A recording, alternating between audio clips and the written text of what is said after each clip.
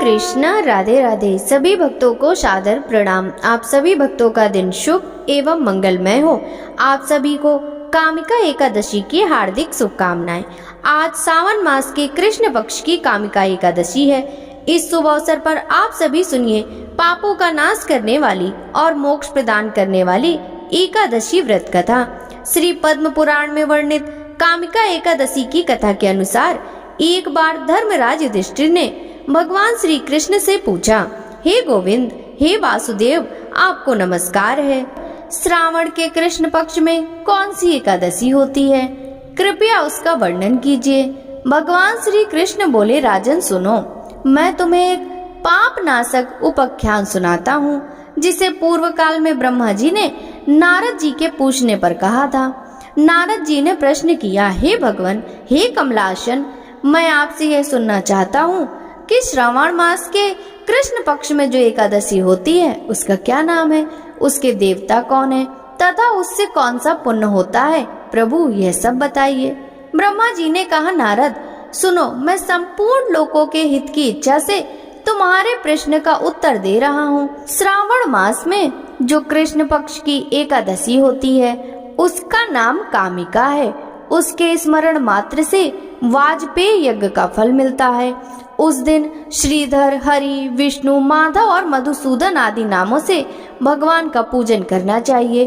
भगवान श्री कृष्ण के पूजन से जो फल मिलता है वह गंगा, काशी, नैमिषारण्य तथा पुष्कर क्षेत्र में भी सुलभ नहीं है। सिंह राशि के बृहस्पति होने पर तथा व्यतिपात और दंड योग में गोदावरी स्नान से जिस फल की प्राप्ति होती है वही फल भगवान श्री कृष्ण के पूजन से भी मिलता है। जो समुद्र और वन सहित समूची पृथ्वी का दान करता है तथा जो कामिका एकादशी का व्रत करता है वे दोनों समान फल के भागी माने गए हैं। जो ब्याई हुई गाय को अन्य सामग्रियों सहित दान करता है उस मनुष्य को जिस फल की प्राप्ति होती है वही कामिका एकादशी व्रत करने वाले को मिलता है। जो नरश्रेष्ठ श्रावण मास में भगवान श्रीधर का पूजन करता है उसके द्वारा गंधर्वों और नागों सहित संपूर्ण देवताओं की पूजा होती है।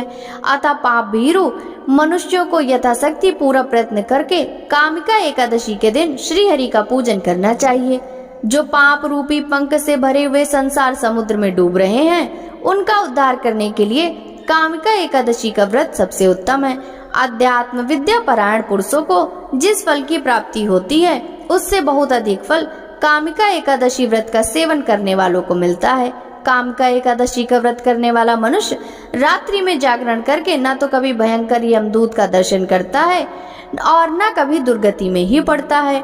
लाल मणि, मोती, वैदुर्य और मूंगे आदि से पूजित होकर भी भगवान श्री विष्णु वैसे संतुष्ट नहीं होते जैसे तुलसी दल से पूजित होने पर होते हैं। जिसने तुलसी की मंजरियों से श्री केशव का पूजन कर लिया उसके जन्म भर का पाप निश्चय ही नष्ट हो जाता है। जो दर्शन करने पर सारे पाप समुदाय का नाश कर देती है, स्पर्श करने पर शरीर को पवित्र बनाती है, प्रणाम करने पर रोगों को निवारण करती है, जल से सींचने पर यमराज को भी भय पहुंचाती है, आरोपित करने पर भगवान श्री कृष्ण के समीप ले जाती है और भगवान के चरणों में चढ़ाने पर मोक्ष रूपी फल प्रदान करती है। उस तुलसी देवी को नमस्कार है। जो मनुष्य एकादशी को दिन रात दीपदान करता है उसके पुण्यों की संख्या चित्रगुप्त भी नहीं जानते। एकादशी के दिन भगवान श्री कृष्ण के सम्मुख जिसका दीपक जलता है उसके पितर स्वर्ग लोक में स्थित होकर अमृत पान से तृप्त होते हैं। घी या तिल के तेल से भगवान के सामने दीपक जलाकर मनुष्य देह त्याग के पश्चात करोड़ों दीपकों से पूजित हो स्वर्ग लोक में जाता है। भगवान श्री कृष्ण कहते हैं, युधिष्ठिर, यह तुम्हारे सामने मैंने कामिका एकादशी की महिमा का वर्णन किया है। कामिका सब पातकों को हरने वाली है, अतः मानवों को इसका व्रत अवश्य करना चाहिए। यह स्वर्गलोक तथा महान पुण्य फल प्रदान करने वाली है। जो मनुष्य श्रद्धा के साथ इसका महात्म श्रवण करता है वह सब पापों से मुक्त हो श्री विष्णु लोक में जाता है। अब सुनिए कामिका एकादशी की एक और कथा। धार्मिक ग्रंथों के अनुसार कालांतर में किसी गांव में एक बहुत ही बलशाली क्षत्रिय रहा करता था। उसे अपने बल पर बहुत गर्व था। हालांकि वह धर्मपरायण था। नित्य प्रतिदिन जगत के पालनहार श्री विष्णु की पूजा उपासना करता था। एक दिन वह विशेष कार्य हेतु कहीं जा रहा था। रास्ते में उसकी भिड़ंत एक ब्राह्मण से हो गई। उस समय वह क्रोध में आ गया। ब्राह्मण व्यक्ति उसे कुछ समझाता उससे पहले ही वह ब्राह्मण से हाथापाई करने लगा। ब्राह्मण बहुत दुर्बल था और वह बलशाली छत्री के प्रहार को सहन नहीं कर पाया। इसके चलते तुरंत ही ब्राह्मण की मृत्यु हो गई। यह देखकर बलशाली छत्री सकते में आ गया। अब वह प्रायश्चित करने लगा। उसे अपनी गलती का एहसास हुआ कि उसने बल के दम पर निर्बल ब्राह्मण की हत्या कर दी है। आवेग में आकर ब्राह्मण व्यक्ति की हत्या करने से वह बेहद दुखी हुआ और यह सूचना पूरे गांव में देखते ही देखते आग की तरह फैल गई। छत्री व्यक्ति ने गांव वालों से क्षमा याचना की। साथ ही ब्राह्मण का अंतिम संस्कार विधि विधान से करने का वचन भी दिया। लेकिन छत्री को तो ब्रह्म हत्या का पाप लग चुका था। तब पंडितों ने अंतिम क्रिया में सम्मिलित होने से ही इनकार कर दिया। उस समय छत्री ने सभी ब्राह्मणों के पैरों में गिड़गिड़ाकर उनसे ब्रह्म हत्या दोष निवारण करने के लिए उपाय जानना चाहा।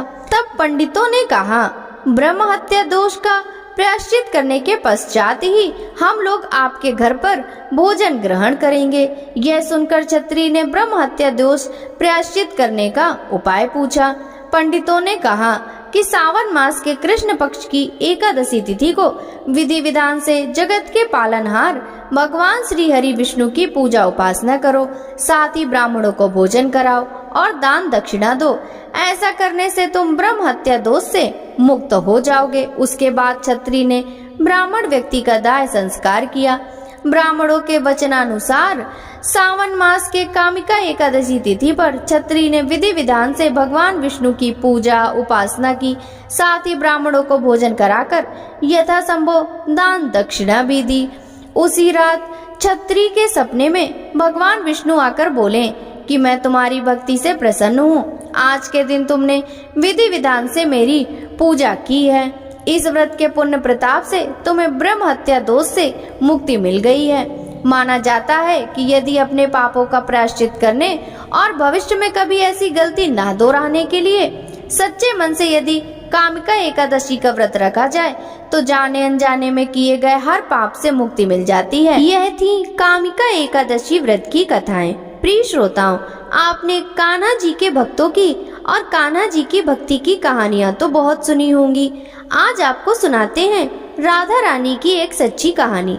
जैसे कान्हा जी अपने सच्चे भक्तों पर बहुत जल्दी प्रसन्न हो जाते हैं और उनकी पुकार सुनकर वह दौड़े चले आते हैं, उसी तरह राधा रानी भी अपने भक्तों की पुकार जरूर सुनती हैं। एक बार की बात है, एक सेठ जी थे और एक गांव में रहा करते थे। भरा पूरा परिवार था।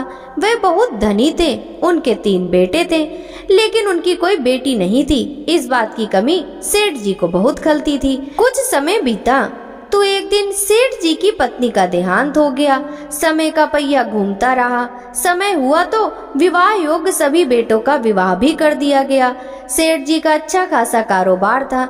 दिन भर सेठ जी के बेटे कारोबार संभालते और शाम होने पर अपने बच्चे और अपनी पत्नियों के साथ व्यस्त रहते। सेठ जी की सुनने वाला अब परिवार में कोई नहीं था। कोई भी ऐसा नहीं था जिससे सेठ जी अपने मन की बात कह सुन सके। सेठ जी को शुरू से ही इस बात का बड़ा अफसोस था कि उनकी कोई बेटी नहीं है और अब उनकी पत्नी भी उनके साथ नहीं थी। उनकी पत्नी भी अब उनका साथ छोड़कर जा चुकी थी। सेठ जी के मन में यह कसक और भी बढ़ने लगी कि उनकी कोई पुत्री क्यों नहीं है। एक दिन एक बहुत पहुँचे हुए महात्मा सेठ जी के घर पर आए और उन्हें दुखी देखकर पूछने लगे कि सेठ जी क्या बात है, तुम्हें किस बात की परेशानी है, तुम इतना दुखी क्यों लग रहे हो। तब सेठ जी ने अपने दुख का कारण उन महात्मा को बताया कि महात्मा जी, मेरी कोई भी बेटी नहीं है। इस कारण से मुझे अपने जीवन में यह अभाव लगा रहता है और मुझे बड़ा अफसोस होता है, बहुत दुख होता है कि मेरी कोई बेटी क्यों नहीं है। अगर मेरी बेटी होती तो वह भी मेरा ध्यान रखती, मेरे मन की बात सुनती, मैं भी उससे अपने मन का बोझ कह सुनकर हल्का कर लिया करता। तब तो पहुँचे हुए महात्मा कहने लगे कि सेठ जी तुम राधा रानी को ही अपनी बेटी मान लो। हमारे जीवन में जब जिस चीज की कमी होती है तो उसे भगवान ही पूरा करते हैं। अब भला बेटी ना होने के कारण तुम इतने परेशान हो, परेशान होने से क्या होगा भला। तुम राधा रानी को एक बार अपनी बेटी मान कर देखो और जब भी तुम्हारा मन चाहे, जब भी तुम उदास हुआ करो, अपने दिल की सारी बात राधा रानी से कर लिया करना और फिर तुम्हें यह अभाव कभी नहीं सताएगा कि तुम्हारी कोई बेटी क्यों नहीं है। महात्मा जी की यह बात सेठ जी को बड़ी अच्छी लगी और फिर उन्होंने ऐसा ही किया। खूब खुश होकर बाजार गए और वहां से राधा रानी की एक सुंदर सी मूर्ति खरीद कर ले आए। उन्हें पहनाने के लिए सुंदर सुंदर पोशाकें भी ले आए। हर दिन वह राधा रानी की मूर्ति को स्नान कराते और उनके पोशाक बदलते, उनसे खूब सारी बातें करते और फिर हर दिन खुद भोजन करने से पहले राधा रानी को भोग लगाते। सोने से पहले यह उनका नियम बन गया था कि वह राधा रानी के साथ खूब सारी बातें किया करते। दिन भर की बातें राधा रानी को सुनाया करते। ऐसा करते करते सेठ जी दिल से ही राधा रानी को अपनी बेटी मानने लगे और वह यह भूल ही गए कि उनकी कोई बेटी नहीं है और वे इस एक निर्जीव सी मूर्ति को ही अपनी बेटी मान बैठे। लेकिन भक्ति में मगन सेठ जी को किसी भी बात का आभास नहीं था। उन्हें बस पता था तो उनकी यह एक बेटी है जिससे वह हर दिन खूब सारी बातें करते हैं। अब जब तक सेठ जी दिन भर राधा रानी से बातें ना कर लें या उनकी पसंद का भोजन राधा रानी को ना खिला लें, उनका मन ही नहीं लगता था। जब तक वह उनसे बातें नहीं कर लेते तब तक उनके मन को बड़ी बेचैनी रहती। बहुत सारी बातें करने के बाद, अपने दिल की सारी बातें कहने के बाद ही उनके मन को सुकून आया करता था। एक बार की बात है, सेठ जी के घर पर चूड़ी बेचने वाली एक मनिहारिन आया करती थी और सेठ जी के बहुएं उस मनिहारिन से खरीदकर चूड़ियां पहनती थी। एक दिन वह मनिहारिन चूड़ी बेचने के लिए सेठ जी के घर आई। तब उसने सेठ जी की तीनों बहुओं को उनकी पसंद की चूड़ियां पहनाई। मनिहारिन सेठ जी के घर पर बैठी हुई थी। सेठ जी की तीनों बहुएं तो चूड़ियां पहनकर चली गई। उनके ही सामने एक छोटी सी कन्या आई और मनिहारिन से कहने लगी कि मुझे भी चूड़ियां पहना दो, खूब सारी रंग बिरंगी। चूड़ी वाली ने सोचा कि शायद सेठ जी के घर पर कोई मेहमान आया होगा, उन्हीं की यह कन्या होगी, तो उसने भी उस नन्ही बालिका को चूड़ियां पहना दी। और उसके बाद वो चूड़ी वाली मनिहारिन सेठ जी से पैसे मांगने सेठ जी की दुकान पर पहुंच गई और कहने लगी कि मुझे चूड़ियों के पैसे दे दो। और उसने पहले से अधिक पैसे मांगे तो सेठ जी ने कहा, क्या बात है, तुम हर बार तो इतने रुपए की चूड़ियां पहनाकर जाती हो, क्या तुम्हारी चूड़ियां महंगी हो गई हैं जो हर बार से अधिक रुपए मांग रही हो? तो मनिहारिन बोली कि नहीं सेठ जी, मैंने चूड़ियों का दाम तो नहीं बढ़ाया। हाँ, लेकिन आज मैंने 3 लोगों को नहीं बल्कि 4 लोगों को चूड़ियां पहनाई हैं। सेठ जी ने सुना तो कहने लगे, अरे तुमसे कोई गलती होगी, मेरे घर पर तो चूड़ी पहनने के लिए सिर्फ 3 बहुएं हैं। यह लो, तुम 3 बहुओं की चूड़ियों के पैसे रखो। मनिहारिन भी कुछ नहीं बोली, सेठ जी से पैसे लेकर चुपचाप अपने घर आ गई। शाम हुई तो सेठ जी दुकान से अपने घर पर आए। आकर उन्होंने सबसे पहले राधा रानी को भोग लगाया और फिर हर बार की तरह दिन भर की सारी बातें राधा रानी से बताई और सो गए। उस रात सेठ जी के सपने में राधा रानी आ गई और बोली, बाबा आपने चूड़ी वाली को मेरी चूड़ी के पैसे क्यों नहीं दिए? जब आप मुझे अपनी बेटी मानते हो तो फिर बताओ मुझे कि आपने मेरी चूड़ी के पैसे मनिहारिन को क्यों नहीं दिए? ऐसा कहकर राधा रानी एक छोटी सी बेटी की तरह, लाडली बेटी की तरह सपने में रोने लगी। यह देखकर घबराहट के मारे सेठ जी की तो आंखें खुल गईं। अपनी लाडली बेटी को रोता देखकर सेठ जी भी रोने लगे। जब सुबह हुई तो भागे भागे मनिहारिन के घर गए और बहुत सारे सोने के सिक्के उसके पैरों में रख दिए और मनिहारिन से बोला कि बहन, तुम कल सच बोल रही थी कि तुमने कल 4 को ही चूड़ी पहनाई थी और मैंने तो श्री जी को अपनी बेटी माना है। तुम बहुत भाग्यशाली हो जिसको राधा रानी के दर्शन हुए। अरे मैं तो इतने दिनों से उनके दर्शन को तड़प रहा हूँ और तुमने बस एक बार में ही उनके दर्शन कर लिए। ऐसा कहकर सेठ जी रोने लगे। फिर हाथ जोड़कर बोले, बहन तुम्हें चूड़ी का जो भी दाम चाहिए मुझसे मांग लो। सेठ जी को रोता देखकर मनिहारिन की आंखों में भी आंसू आ गए और ये मन ही मन सोचने लगी कि जब मुझे खुद राधा रानी के दर्शन हो ही गए हैं तो फिर भला मुझे सेठ जी से दाम क्यों लेने, और मुझे इससे ज्यादा क्या चाहिए। वह भी सेठ जी के सामने हाथ जोड़कर बोली कि आपके ही कारण मुझे राधा रानी के दर्शन हुए और मेरा यह जीवन सफल हो गया। अब मुझे कुछ और नहीं चाहिए। प्रिय श्रोताओं, जब हम भगवान को सच्चे मन से पुकारते हैं, उनकी पूजा करते हैं, उन्हें जिस भाव से भी पूजते हैं, वह हमें उसी भाव में दर्शन भी जरूर देते हैं और हमारे मन के भावों का वो हर समय ध्यान भी रखते हैं। इसलिए भगवान को आप चाहे किसी भी रूप में पूजें, बस आपके मन के भाव सच्चे होने चाहिए तो भगवान आपकी सारी परेशानियां दूर करते हैं। आपके जीवन में जिस भी बात का अभाव होता है वह अभाव भी दूर करते हैं। यह थी आज की कहानी। अगर आपको अच्छी लगी हो तो कमेंट बॉक्स में राधा रानी की जय जरूर लिखिएगा।